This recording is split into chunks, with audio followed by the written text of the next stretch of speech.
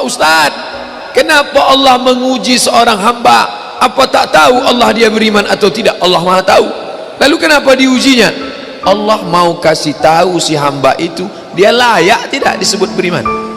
Allah menguji apakah karena Allah tak tahu? Allah Maha tahu. Wa na'lamu ma tuwaswisu bihi nafsuh.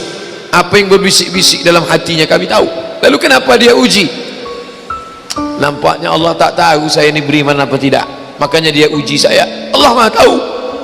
Wa huwal alimul khabir. Dia Maha tahu yang tersurat, yang tersirat, yang berbisik, yang terucap, dia tahu. Lalu kenapa dia uji?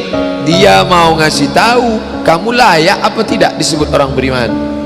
Dia mau ngasih tahu kamu yang tiap hari mengatakan asyhadu an la ilaha illallah wa asyhadu anna muhammadar rasulullah, amantu billah, raditu billahi rabba, wa bil islami dina, wa bi muhammadin nabiyya wa rasulah, wa bil qur'ani imama. Layak tak kau ucapkan kalimat itu?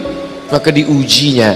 Maka ketika ujian itu datang jangan terkejut, karena orang yang mengaku S2 pastilah dia diuji tesisnya. Orang yang mengaku doktor pastilah diuji disertasinya. Kalau ada mengaku doktor tapi belum menulis disertasi, berarti palsu. Kalau ada mengaku layak menjabati suatu tempat tapi belum teruji, berarti palsu. Yang palsu tak layak untuk menerima hadiah. Bapak Ibu yang dimuliakan Allah Subhanahu wa taala, maka ketika ujian itu datang, pada hari silih berganti itulah datang ujian. Walanabluwannakum bisyai'im minal khauf. Kami uji dia dengan takut. Ujian yang pertama khauf, takut. Yang kaya takut miskin, yang senang takut susah, yang sayang pada anak takut anak mati, yang sayang pada ayah takut, yang punya istri takut istrinya meninggal, yang punya suami takut suaminya mendahului dia. Takut. Apakah takut itu bisa membuat orang menjadi kafir? Ya, saking takutnya miskin menghalalkan segala cara yang mestinya bukan hak milik dia, dipindah alih nama, menyogok riswah, memakan dengan cara batil. Mengapa orang menjadi menghalalkan segala cara? Yang pertama karena takut. Betapa rasa takut kalau sudah menguasai orang, dia bisa membuat orang menghalalkan segala cara. Seorang istri terlalu takut kehilangan suami, bisa jadi dia menjadikan cara-cara yang tidak disyariatkan Allah. Dandanannya tidak lagi menurut tuntunan Al-Quran, raut wajahnya tidak lagi memakai pakaian yang dibenarkan syariat Islam. Apa yang membuat orang melakukan perbuatan haram? Takut.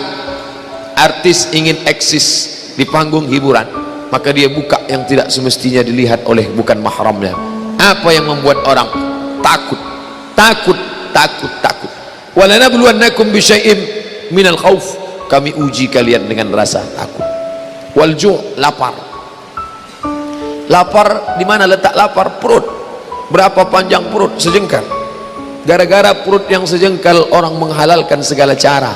Sejengkal perut, sejengkal di atas pusar, sejengkal di bawah pusar. Nafsu perut, nafsu syahwat. Kedua-dua nafsu ini membuat orang menjadi menghalalkan segala cara haram. Mati, sakit, takut mati, takut sakit, takut susah, takut melarat. Wathamarat, takut buah-buahan hilang, takut paceklik, takut kemarau panjang, sampai-sampai meminta kepada setan, sampai-sampai memandikan kucing, sampai-sampai membuat sajen. Gara-gara apa itu semua? Takut, takut, takut. Wabasyiris sabirin. Berikanlah kabar gembira kepada orang-orang yang sabar. Siapa itu? Alladzina idza asabathum musibah. Orang-orang yang ketika dia ditimpakan ujian itu, apa kata mereka? Qalu, mereka berkata, inna lillahi wa inna ilaihi raji'un. Jangankan harta kami, jangankan anak kami, jangankan suami kami, jangankan rumah kami, jangankan jabatan kami, inna lillah, diri kami ini pun milik Allah, bukan punya kami. Kalau dia yang punya, apa salahnya dia ambil? Maka ketika harta diambil, salah satu yang membuat manusia kehilangan ketika dia merasa memiliki. ini punya saya, ini milik saya. Kalau orang sudah terlampau memiliki, maka ketika hilang muncul kekecewaan, salah sangka.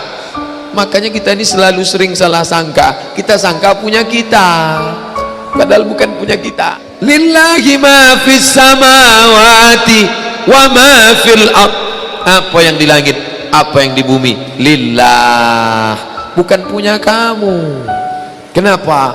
Kalau sampai kita katakan punya kita, lalu ketika dia hilang kita stres, kita depresi. Orang yang kehilangan anak, dia tidak sedih. Kenapa? Karena itu pergi duluan, nanti dia akan menyusul belakangan. Suami kehilangan istri, dia tak sedih. Kenapa? Karena sudah dibawanya ganti yang baru, Pak Ustadz. Bukan, dia tak sedih. Kenapa? Karena dia tahu nanti saya akan berjumpa dengan dia di tempat yang lebih kekal abadi. Sekarang kalau saya hidup sama-sama dia, dia tua, dia keriput, dia sakit, dia mati.